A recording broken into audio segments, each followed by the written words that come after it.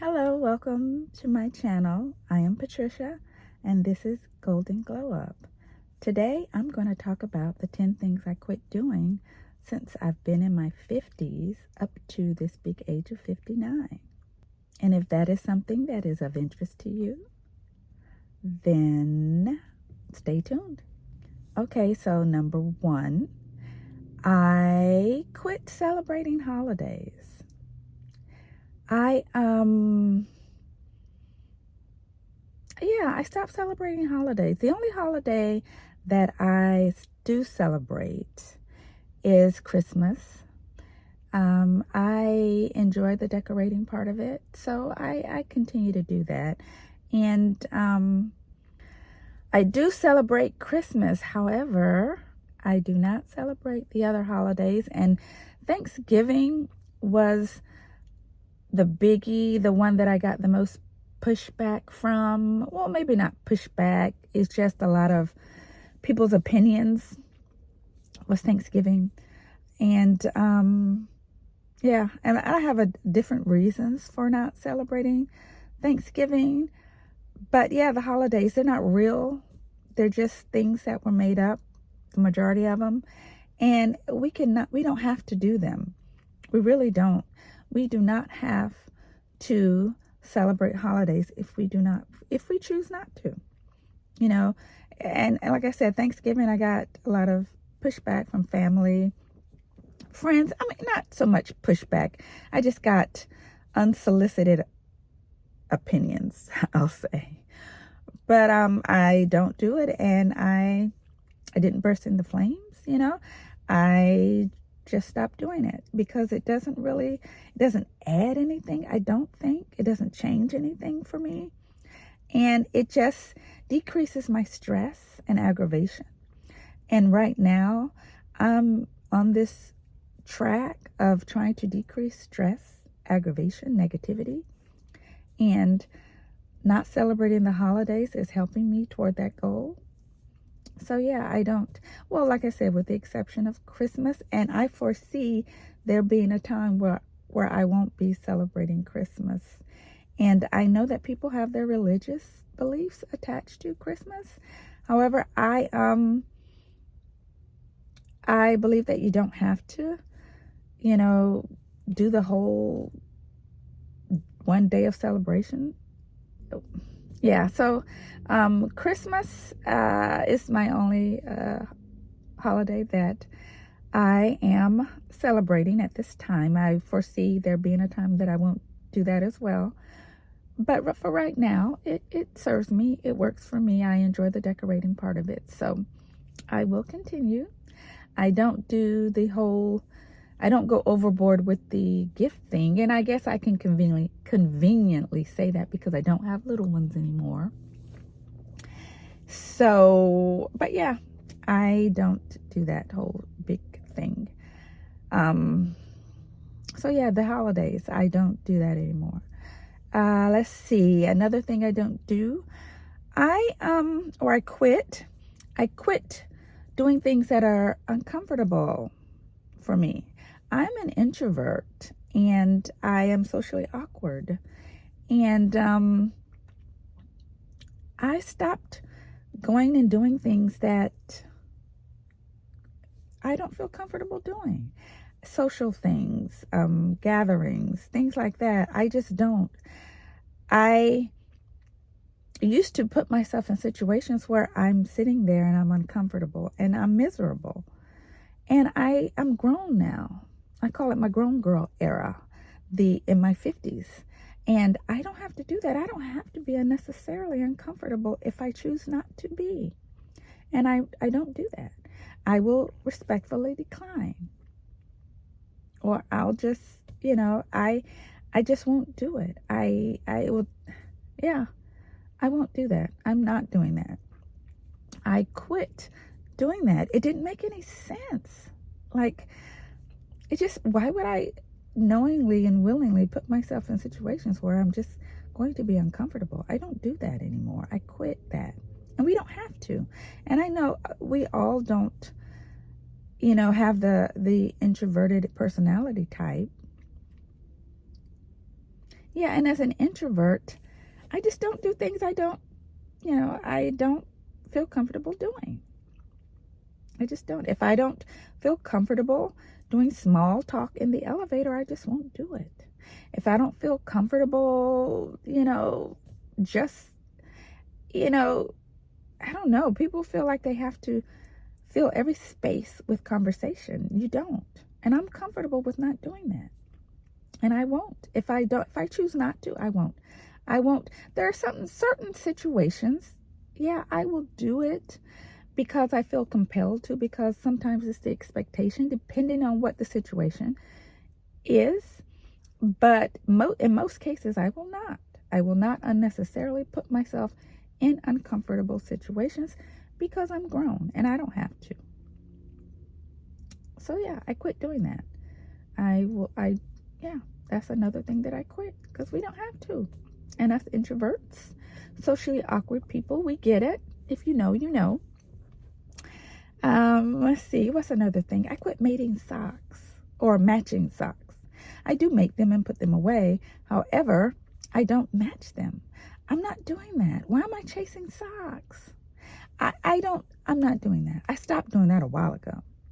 I don't know, when did I stop doing that? Maybe 5 or 6 years ago. I stopped chasing socks. I'm not doing it. I'm not playing that sock game. You want to disappear in the dryer or the wash or wherever, go off into some unknown land? I'm not going to be trying to mate you. I'm not going to find your mate or your match. I'm not doing it. I don't have that much time to be messing around trying to find mated socks or being aggravated because I don't have them. I will mate socks together, whichever socks. If I have 10 socks, I got 5 mates. I don't care if they are matching. They will be mated and put away, and then I will pull them out and put them on my feet. And I have done that consistently, and nothing bad has happened to my feet. Nothing bad has happened to me. I wear unmatched socks, and I'm okay. And I stopped doing that. I'm just not doing that. I'm minimizing my opportunities to be aggravated and to be unnecessarily stressed. Life is too short at this big age. Life is too short, and I'm just not doing that. Let's see what else. I am not. Yeah, I'm a clothes hound. My closet is evidence of that. My room is sick with my clothes at this point. And I will be doing a video later on the decluttering of that horrific, catastrophic closet of mine. In this year, 2025, will not be buying any more clothes. If I feel that I need another item of clothing, I will shop my closet. I will dig into the crevices of that closet and find something that I have not worn in a year. I'm sure I could easily do that. And I will wear it like it's brand new, because I am not buying another piece of clothing this year, 2025. I am not. And for a lot of reasons, I don't have money like that to be buying clothes, and that'll deal with one issue of finances. And I just have too many. And people have told me that you have too many clothes. And I have just completely ignored it. When I went into that closet and it consumed me, and I had an emotional reaction to it, I decided this is it, that my closet is spilling into my room. My room is sick with clothes. And I can't be in there like that. I am trying to minimize stress, aggravation, and negativity. And one of the ways I'm doing that is I am not buying another article of clothing. I am not. And yeah, I've put my foot down. I am not doing it. And that's a struggle for me because I don't know if I don't know. I'm a clothes hound. I'll just admit it. I'm a clothes hound. And I will, but especially sales, I just get crazy.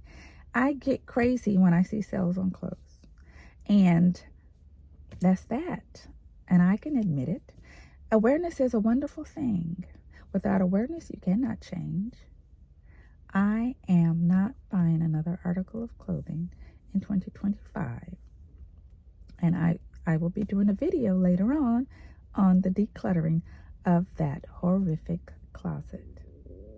I don't even know if you can call it a closet anymore. It has morphed into something that is beyond verbalizations. Yeah, it's awful. And I can say that and be okay with that. The next thing that I quit was in the workplace, the gossiping. Okay, I quit doing this a while ago, years ago. Entering into my 50s, because it does not serve me or anyone else. I will not feed into it. I will not spread it. I will not get whatever the endorphins or whatever you get from hearing some juicy tea, some gossip. I did some research, I binged it, because I don't Google. I binged it just to find some information on gossiping in the workplace. I did this years ago. And it did say that it can be a positive thing in the workplace, gossiping. However, it distinguished between harmful gossip and healthy gossip. It said that it could bring people together. It can form connections and things like that when people are talking and about things, at the so-called water cooler talk. So there is good gossip, I will say. And however, I know that there is also bad gossip. And I think the majority of the gossip that is going around is the bad gossip. That's why gossip is a negative connotation to it. And I stopped feeding into it, meaning that I stopped spreading it. Now, I had stopped spreading it. It's years ago. I think in my late 40s, early 50s, I stopped spreading it. As far as telling my friend, oh, did you hear, da-da-da. I don't do that. And I stopped listening to it. In my 50s, I just stopped. I won't engage it. Whenever someone would come to me with gossip, saying something negative or disparaging about another coworker, my response would be that, I would say something like, well, that doesn't sound right. Are you sure? You need to consider the source. And it would stop at me. I would not take that information. I would not spread it. And you know what? By doing that, it stopped people from coming to me. That was how I stopped the gossip coming to me, by challenging it. I would just say, wait, that doesn't sound right. That doesn't make any sense. You really need to consider the source. That doesn't make any sense. That doesn't sound right to me. And it stopped coming to me. So, there's ways to stop it.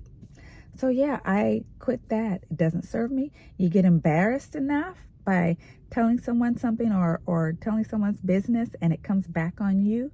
You get embarrassed enough and you stop. You would think, anyway. I know when I was younger, in my 20s, oh gosh, salacious information, that was the thing, I'm sure I spread it. I would tell this person, that person, and like I said, you get embarrassed enough that you stop. So no, I don't spread that information, because I don't expect anyone to do it to me. Some of our etiquette or courtesies that we give people are our expectations. Like, if you expect someone not to do that to you, then you don't do it to anyone else. So yeah, so I quit that. And I completely changed my whole work life experience by doing that. It doesn't come to me. People even say, well, Patricia's not in that. I developed a reputation for not being messy. And, some people liked it, some people didn't. Some people had a problem with it, believe it or not. Some people had and have a problem with the fact that I'm not in the messy business. But my experience at my workplace was better and is better for it. So yeah, I quit getting into that gossipy, messy mess. I call it the chicken head talk. Yeah, I don't do that anymore. I don't welcome it, and I don't do it. I don't know what number this is, but I stopped ironing. I don't iron. Like, there used to be, because I'm a clothes hound, whatever. I used to iron every morning. I would be ironing before I go to work. I stopped. I'm rushing, this and that. I don't do that. I don't iron. I don't iron my jeans. I don't iron my clothes. I pick something up and I go. And if I think that it is just way too wrinkly to wear it takes away from the clothing, I won't wear it. I just won't wear it. But that's few and far between. I will pick that shirt up and put that shirt on. Those pants, I will wear it. But what I found out is that the wrinkles fall out. I don't know how, I don't know, whatever. There's some fabrics where the wrinkles will fall out. When you're bending and sitting, the wrinkles will fall out. And I don't even see the wrinkles. At this point, I don't even really see wrinkles like that anymore. I just go about my business. I don't notice other people wearing wrinkled clothing either. I just go about my business. And my getting ready morning has improved immensely because I don't worry about ironing.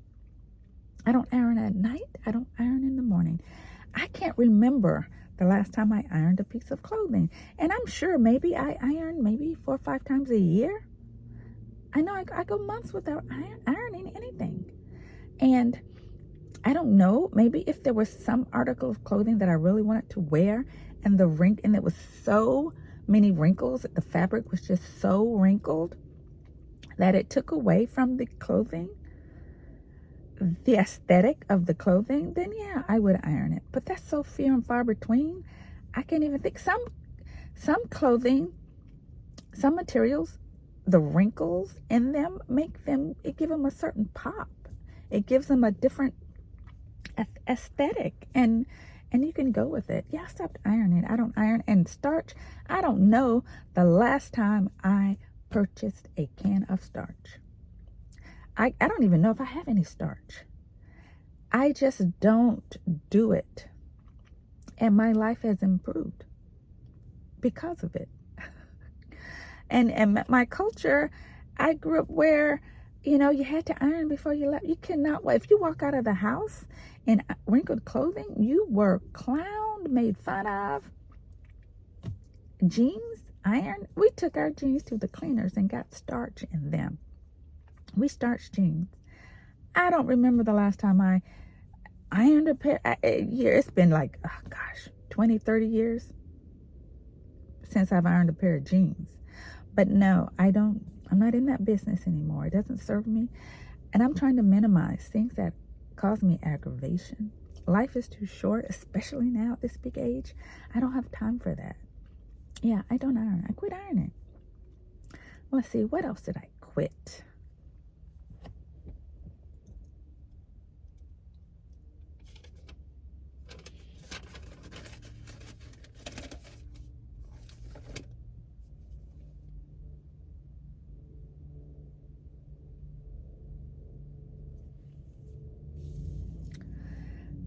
Let's see, what else did I quit? Yes, I stopped being frustrated with people that are challenging. Let's see, how do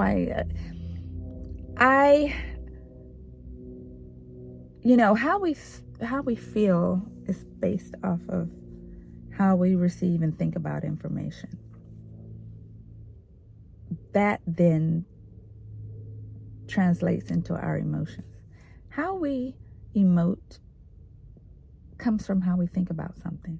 So if we want to change how we feel about something, then we change how we think about it. Makes sense.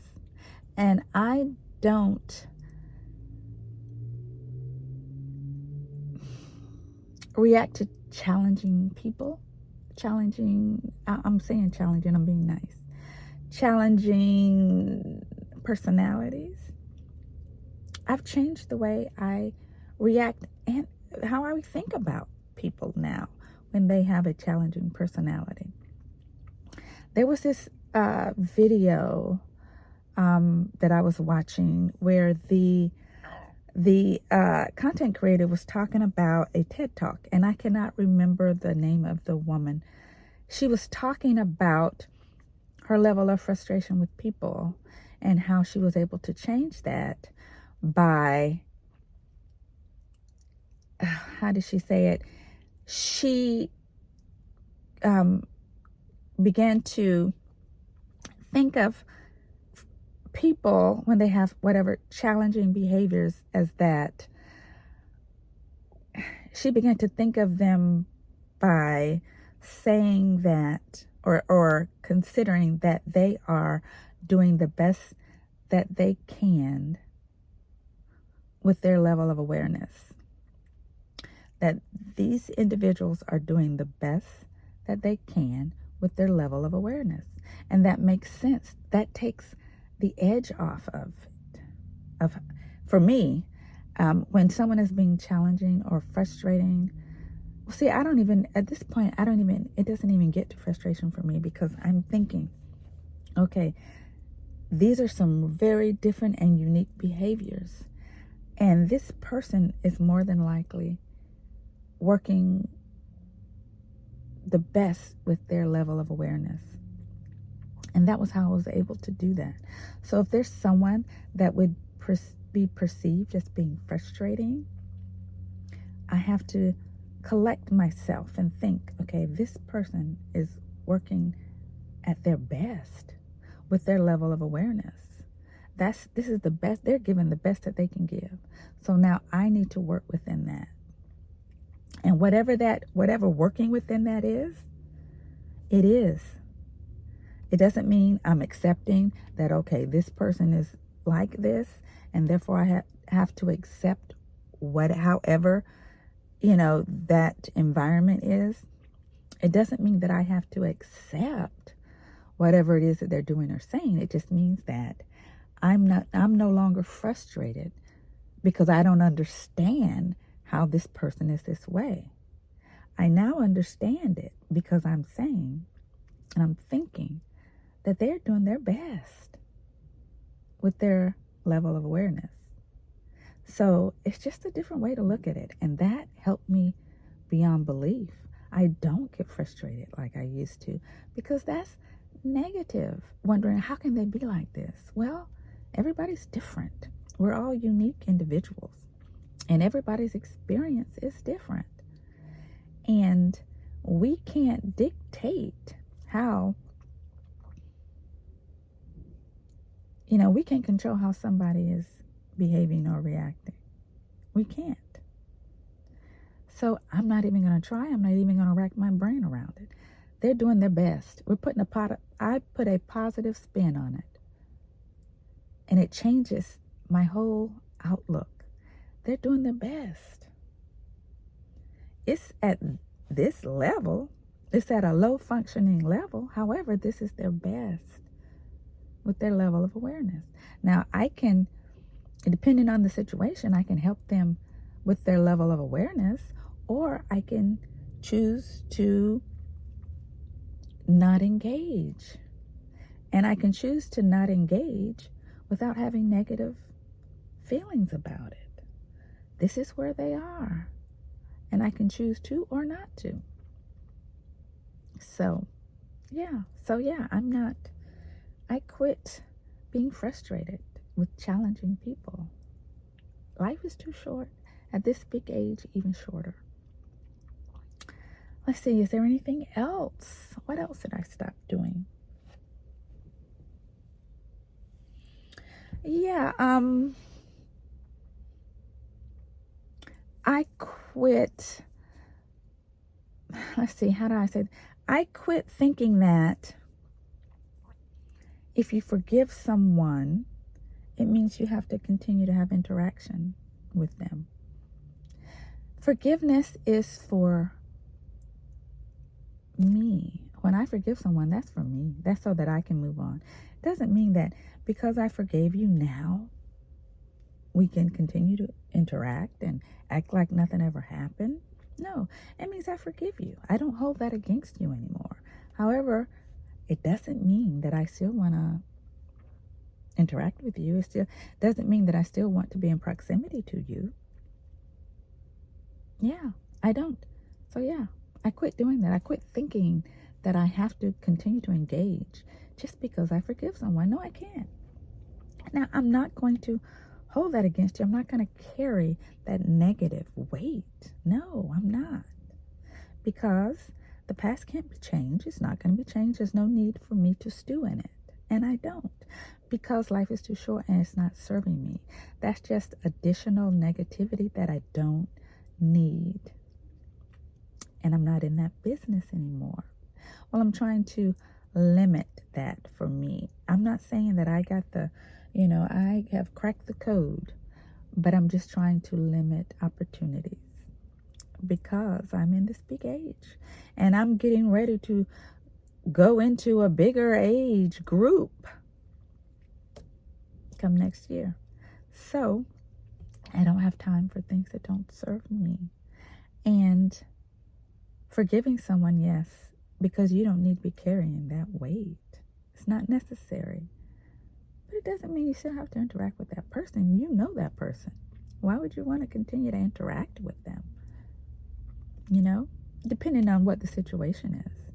Yeah, I know you did this happened, and I forgive you. I don't hold it against you. But it doesn't mean that I want to continue to have you in proximity to me, because I make decisions about who I want to be in proximity to me. I can do that because I'm grown. I'm in my grown girl era, and I can do that.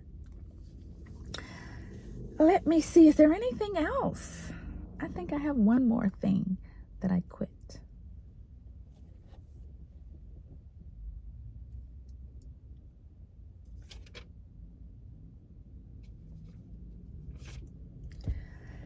I quit taking advice from friends of people that I have a romantic interest in. And what I mean by that, let's say I have a person that I'm considering or have identified as a potential romantic partner. I will not take the advice of their friends as far as how they are as a person. Meaning that I don't think that people who have not been in a romantic involvement or relationship with someone can give advice about how that person is in a romantic relationship.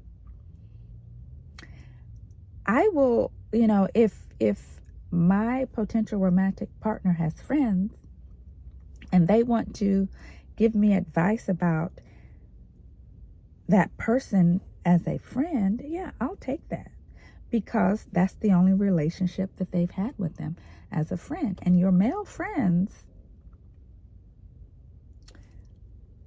only know you as a male friend. And yeah, you could be the best friend to that male friend that anyone could ever think of. However, it doesn't mean that you are the best when it comes to romantic partnership. So I will no longer be taking advice from your friends. Well, even if it's a female friend, she only knows you as a friend, not as a romantic partner. So moving forward, I will be asking someone who's wanting to give me advice about their friend. I will ask them, have you ever had a romantic relationship? And if they say no, then okay. Then I know how how much weight your input has on how I determine, how this person would be in a romantic relationship. And I will not be giving advice to people about one of my friends. I'm not going to give advice to their romantic partner as far as how they are as a romantic, in a romantic relationship, because I've not had one with them. And I will make that distinction.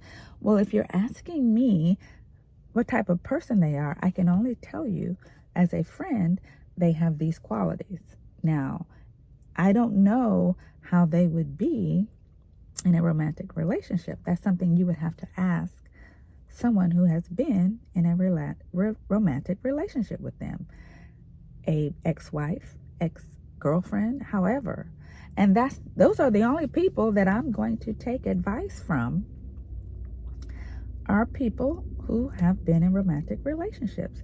If you want to introduce me to your friends and have them talk you up, then you need to understand that I'm only taking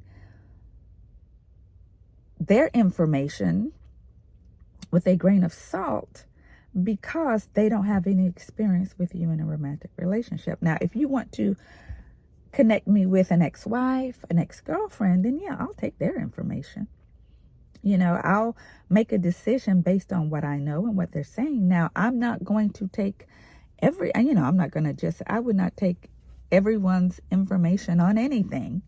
I also have my own my own observations and my experience interacting. But if that is necessary, I'm saying, if it's necessary for you to have someone to talk you up or to be a reference, then the only reference I'm taking is one of an ex-wife and ex-girlfriend, because there's no one else that it could be an authority on how you are in a romantic relationship.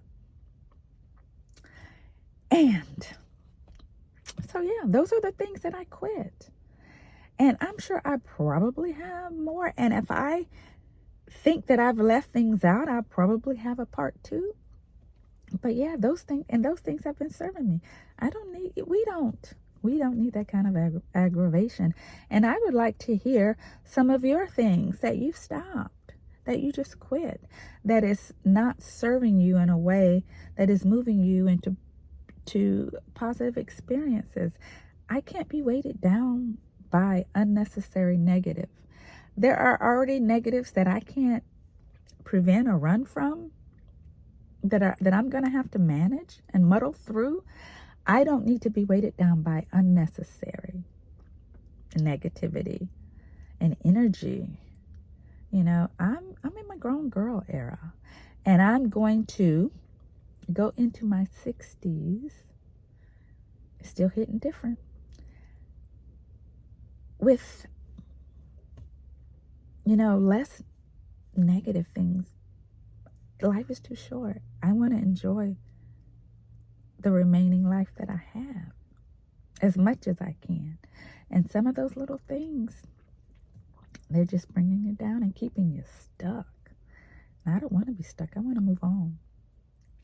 So, having said that, that brings me to the end of this video. And I hope that you enjoyed it, and maybe you've learned something from it. Maybe you will adopt some of those things for yourself. Maybe, maybe not. And I would like to hear from you. What are some things that you've stopped? Maybe some things I need to stop too, and that I haven't realized. And I wish you well. And if you could give me a thumbs up if you like the video, and leave a comment below. I love to engage. I would love to hear what you have to say, and I will respond to all of my comments. And I guess I will see you in the next one. Bye.